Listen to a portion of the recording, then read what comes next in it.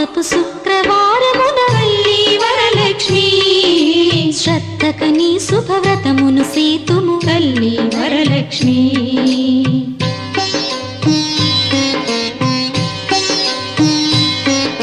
శ్రావణ మాసపు శుక్రవారమున తల్లి వరలక్ష్మి శ్రద్ధకని శుభవ్రతమును సేతుము తల్లి వరలక్ష్మి. నోమును నోచిన నెలకలందరికీ తల్లి వరలక్ష్మి.